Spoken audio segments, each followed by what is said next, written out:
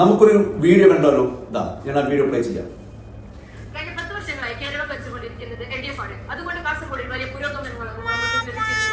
അതെ, കഴിഞ്ഞ 10 വർഷമായി കേരളം ഭരിച്ചുകൊണ്ടിരിക്കുന്നത് LDF ആണ്.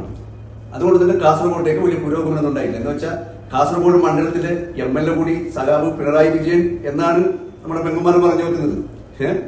അതുകൊണ്ടായിരിക്കുമല്ലോ ഇവിടെ വലിയൊരു പുരോഗമനം ഇല്ലാത്തത്. യഥാർത്ഥത്തിൽ പെങ്ങളെ കള്ളം പറയുമ്പോൾ അതിന് ജനങ്ങൾക്ക് വിശ്വാസയോഗ്യമായ രീതിയിലെങ്കിലും പ്രചരിപ്പിക്കാനുള്ള പക്വതയെങ്കിലും കാണിക്കണ്ടേ? അല്ലെങ്കിൽ സ്ക്രിപ്റ്റ് തയ്യാറാക്കിയവരോട് ആ കാര്യം നിങ്ങൾ തന്നെ ചോദിക്കണ്ടേ? യഥാർത്ഥത്തിൽ കഴിഞ്ഞ 10 വർഷമല്ല 15 വർഷമായിട്ട് കാസർഗോഡ് എണ്ണി നിൽക്കുന്ന MLA ആണ്. UDF-ന്റെ ആദ്യത്തെ 5 വർഷം പെങ്ങൾ മനഃപൂർവ്വം വിട്ടതാണെന്ന് തോന്നുന്നു അല്ലെ? ആ 5 വർഷം UDF ആയിരുന്നു കേരളം ഭരിച്ചത് ശ്രീ ഉമ്മൻചാണ്ടി. അപ്പോഴും കാസർഗോഡൊന്നും തന്നിരുന്നില്ല. പിന്നെ യഥാർത്ഥത്തിൽ 15 വർഷമല്ലല്ലോ കേരളത്തെ സംബന്ധിച്ചിടത്തോളം, കാസർഗോഡിനെ സംബന്ധിച്ചിടത്തോളം കഴിഞ്ഞ 48 വർഷക്കാലം ഇവിടെ ഭരിച്ചിരുന്നത് ഇടതും വലതും മാറി മാറി വെച്ചപ്പോൾ കാസർഗോഡ് മണ്ഡലത്തിൽ MLA UDF-ന്റെ തന്നെയായിരുന്നു.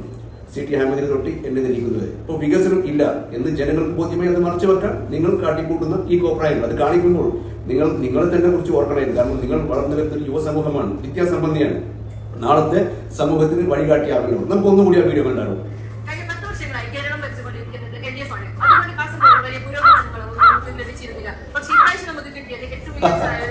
കഴിഞ്ഞ 10 വർഷം LDF ഭരിച്ചതുകൊണ്ട് കാസർഗോഡിന് പുരോഗമനം ഉണ്ടായി. ഒന്നുകൂടി പറയുന്നു, കഴിഞ്ഞ 10 വർഷം കാസർഗോഡ് MLA കൂടി മുഖ്യമന്ത്രി പിണറായി വിജയനാണെന്ന് വ്യക്തി തീർക്കാനുള്ള ശ്രമം. യഥാർത്ഥത്തിൽ കാസർഗോഡ് മണ്ഡലത്തിൽ മുസ്ലിം ലീഗ് UDF സമ്പൂർണ്ണ പരാജയമാണെന്നുള്ള ഏറ്റവും വലിയ തെളിവാണ്. ആ തെളിവിനെ കവച്ചു വെച്ചുകൊണ്ട് ജനങ്ങൾക്കിടയിൽ തെറ്റിദ്ധാരണ വരുത്തി വോട്ട് നേടാനുള്ള UDF-ന്റെ പുതിയ തന്ത്രം.